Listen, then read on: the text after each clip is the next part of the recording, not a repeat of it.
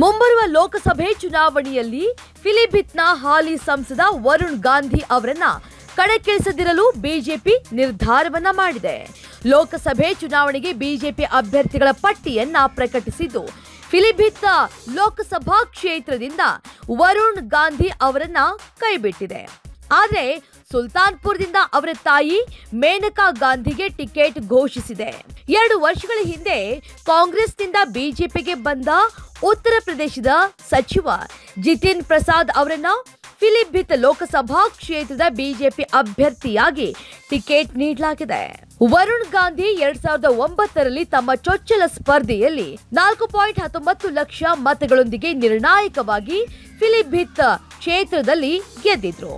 2014 ಮತ್ತು 2019ರಲ್ಲಿ ಹಾಗೂ ನಂತರದ ಗೆಲುವುಗಳು ಕುಟುಂಬದ ರಾಜಕೀಯ ಪ್ರಾಬಲ್ಯವನ್ನ ಮತ್ತಷ್ಟು ಭದ್ರಪಡಿಸಿದ್ವು. ಅಮ್ಮ ಮಗನಿಗೆ ಫಿಲಿಭಿತ್ ಕ್ಷೇತ್ರ ತವರು ಮನೆ ರೀತಿಯಲ್ಲಿತ್ತು. ಹೀಗಾಗಿ ಟಿಕೆಟ್ ತಮಗೆ ಸಿಗುತ್ತದೆ ಎಂಬ ವಿಶ್ವಾಸದಲ್ಲಿ ವರುಣ್ ಗಾಂಧಿ ಈ ಕ್ಷೇತ್ರದಲ್ಲಿ ಬಿರುಸಿನ ಪ್ರಚಾರವನ್ನ ನಡೆಸ್ತಾ ಇದ್ರು. ಆದರೆ ಬಿಜೆಪಿಯ 5ನೇ ಪಟ್ಟಿಯಲ್ಲಿ ಫಿಲಿಭಿತ್ ಲೋಕಸಭಾ ಸ್ಥಾನಕ್ಕೆ ಉತ್ತರ ಪ್ರದೇಶದ ಸಚಿವ ಜಿತಿನ್ ಪ್ರಸಾದ್ ಅವರನ್ನ ಅಭ್ಯರ್ಥಿ ಅಂತ ಘೋಷಿಸಿದೆ.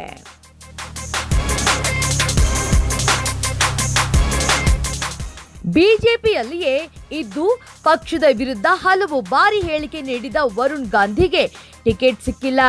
ವರುಣ್ ಗಾಂಧಿ ಅವರ ಟಿಕೆಟ್ ಸಿಗದ ಕಾರಣ ಅವರ ತಾಯಿ ಹಾಗೂ ಬಿಜೆಪಿಯ ಹಿರಿಯ ನಾಯಕಿ ಮೇನಕಾ ಗಾಂಧಿ ಕೋಪಗೊಂಡಿದ್ದಾರೆ ಅಂತ ಮೂಲಗಳು ಹೇಳ್ತಾ ಇದ್ದಾವೆ.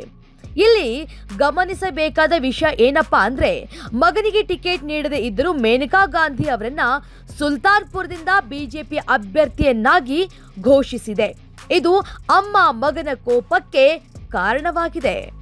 ವರುಣ್ ಗಾಂಧಿಗೆ ಫಿಲಿಭಿತ್ ಕ್ಷೇತ್ರದ ಬಗ್ಗೆ ಅಪಾರ ಪ್ರೀತಿ.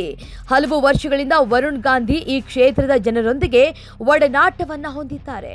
ಹೀಗಾಗಿ ವರುಣ್ ಗಾಂಧಿ ಫಿಲಿಭಿತ್ನೊಂದಿಗೆ ಸಂಬಂಧವೂ ಕೂಡ ನನ್ನ ಕೊನೆಯ ಉಸಿರು ಇರೋವರೆಗೂ ಇರುತ್ತೆ ಅಂತ ಭಾವನಾತ್ಮಕ ಪತ್ರ ಬರೆದಿದ್ದಾರೆ. ತಾನು ಸಂಸದರಾಗಿಲ್ಲದಿದ್ರೆ ಮಗನಾಗಿ ನನ್ನ ಜೀವನದುದ್ದಕ್ಕೂ ನಿಮ್ಮ ಸೇವೆಯನ್ನ ಮಾಡೋದಕ್ಕೆ ನಾನು ಬದ್ಧನಾಗಿದ್ದೇನೆ. ನನ್ನ ಬಾಗಿಲುಗಳು ಮೊದಲಿನಂತೆ ನಿಮಗೆ ಯಾವಾಗಲೂ ತೆರೆದಿರುತ್ತವೆ ಅಂತ ಭಾವನಾತ್ಮಕ ಪತ್ರವನ್ನ ಬರೆದಿದ್ದಾರೆ.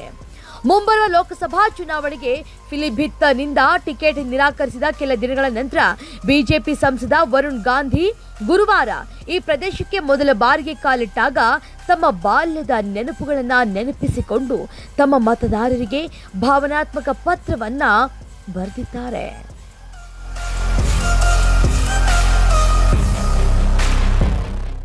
ತಮ್ಮ ಸಂದೇಶದಲ್ಲಿ ವರುಣ್ ಗಾಂಧಿ ಈ ಭೂಮಿ ತನ್ನ ಕರ್ಮ ಭೂಮಿ ಮಾತ್ರವಲ್ಲದೆ ತನ್ನ ಅಸ್ಮಿತೆಯ ಒಂದು ಭಾಗವಾಗಿ ಹೇಗೆ ಮಾರ್ಪಟ್ಟಿದೆ, ಅಲ್ಲಿನ ಜನರು ತಮ್ಮ ಜೀವನದ ಪ್ರಯಾಣದ ಅವಿಭಾಜ್ಯ ಅಂಶ ಹೇಗಾದ್ರು ಅನ್ನೋದನ್ನ ಇಂಚಿಂಚಾಗಿ ಹೇಳಿದ್ದಾರೆ.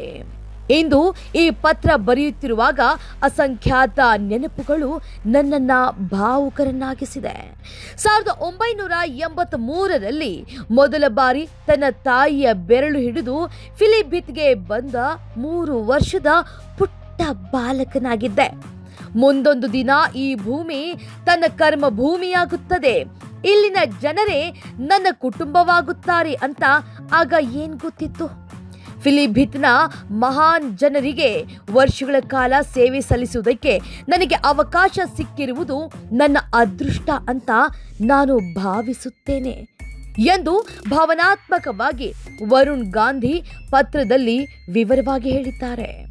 ತಾವು ಮತದಾರರಿಂದ ಪಡೆದ ಆದರ್ಶಗಳು, ಸರಳತೆ ಮತ್ತು ಕರುಣೆಯ ಅಮೂಲ್ಯವಾದ ಪಾಠಗಳನ್ನ ಸ್ಮರಿಸಿದ ಅವರು ಇದು ಸಂಸತ್ತಿನ ಸದಸ್ಯರಾಗಿ ಮಾತ್ರವಲ್ಲದೆ ತಮ್ಮ ವೈಯಕ್ತಿಕ ಬೆಳವಣಿಗೆಗೂ ಕಾರಣವಾಗಿದೆ ಎಂದಿದ್ದಾರೆ. ಸಂಸದರಾಗಿ ನನ್ನ ಅಧಿಕಾರಾವಧಿಯು ಕೊನೆಗೊಳ್ತಾ ಇದ್ದರೂ ಫಿಲಿಭಿತ್ನೊಂದಿಗಿನ ನನ್ನ ಸಂಬಂಧವು ನನ್ನ ಕೊನೆಯ ಉಸಿರು ಇರೋವರೆಗೂ ಇರುತ್ತೆ ಅಂತ ಹೇಳಿದ್ದಾರೆ. ಟಿಕೆಟ್ ಸಿಗದ ರಾಜಕೀಯ ಹಿನ್ನಡೆಯ ನಡುವೆಯೂ ವರುಣ್ ಗಾಂಧಿ ಜನಸೇವೆಯನ್ನ ಮುಂದುವರಿಸುವುದಾಗಿ ಪಣ ತೊಟ್ಟಿದ್ದಾರೆ. ಸಂಸದರಾಗಿಲ್ಲದಿದ್ದರೆ ಮಗನಾಗಿ ನನ್ನ ಜೀವನದುದ್ದಕ್ಕೂ ನಿಮ್ಮ ಸೇವೆ ಮಾಡೋದಕ್ಕೆ ನಾನು ಬದ್ಧನಾಗಿದ್ದೇನೆ. ಮತ್ತು ನನ್ನ ಬಾಗಿಲುಗಳು ಮೊದಲಿನಂತೆ ನಿಮಗೆ ಯಾವಾಗಲೂ ತೆರೆದಿರುತ್ತವೆ ಅಂತ ಒತ್ತಿ ಒತ್ತಿ ಹೇಳಿದ್ದಾರೆ. ಸಾಮಾನ್ಯರ ಧ್ವನಿ ಎತ್ತುವುದಕ್ಕೆ ನಾನು ರಾಜಕೀಯಕ್ಕೆ ಬಂದಿದ್ದೇನೆ. ಈ ಕೆಲಸವನ್ನ ಯಾವಾಗಲೂ ಮಾಡುವುದನ್ನ ಮುಂದುವರಿಸೋದಿಕ್ಕೆ ಇಂದು ನಾನು ನಿಮ್ಮ ಆಶೀರ್ವಾದವನ್ನ ಬಯಸುತ್ತೇನೆ. ನನ್ನ ಮತ್ತು ಫಿಲಿಭಿತ್ ನಡುವಿನ ಸಂಬಂಧವು ಪ್ರೀತಿ ಮತ್ತು ವಿಶ್ವಾಸದಿಂದ ಕೂಡಿದೆ. ಅದು ಯಾವುದೇ ರಾಜಕೀಯ ಅರ್ಹತೆಗಿಂತ ಹೆಚ್ಚು. ನಾನು ಇದ್ದೇನೆ ಮತ್ತು ನಿಮ್ಮವನಾಗಿರುತ್ತೇನೆ ಎಂದು ವರುಣ್ ಗಾಂಧಿ ಪತ್ರದಲ್ಲಿ ಹೇಳಿದ್ದಾರೆ.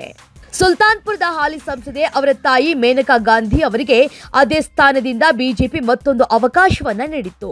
ನೇಪಾಳದ ತೆರಾಯ್ ಬೆಲ್ಟ್ನಲ್ಲಿರುವ ಫಿಲಿಭಿತ್ ಕ್ಷೇತ್ರದಿಂದ 3 ದಶಕಗಳಲ್ಲಿ ತಾಯಿ ಮಗ ಜೋಡಿ ಅಂದ್ರೆ ಮೇನಕಾ ಮತ್ತು ವರುಣ್ ಗಾಂಧಿ ಕಣದಲ್ಲಿ ಇಲ್ಲದಿರುವುದು ಇದೇ ಮೊದಲು.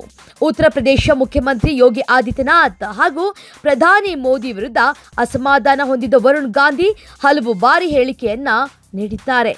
ಉತ್ತರ ಪ್ರದೇಶ ಮುಖ್ಯಮಂತ್ರಿ ಸ್ಥಾನದ ಮೇಲೂ ಕೂಡ ಕಣ್ಣಿಟ್ಟಿರುವ ವರುಣ್ ಗಾಂಧಿಗೆ ಇದೀಗ ಬಿಜೆಪಿ ಟಿಕೆಟ್ ಮಿಸ್ ಆಗಿದೆ.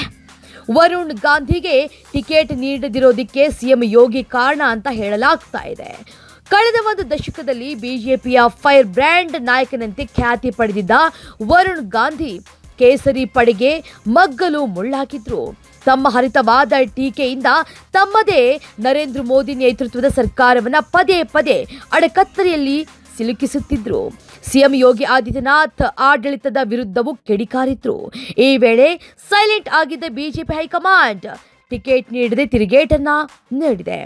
ಹೀಗಾಗಿ ವರುಣ್ ನಡೆ ತೀವ್ರ ಕುತೂಹಲಕ್ಕೆ ಕಾರಣವಾಗಿದೆ.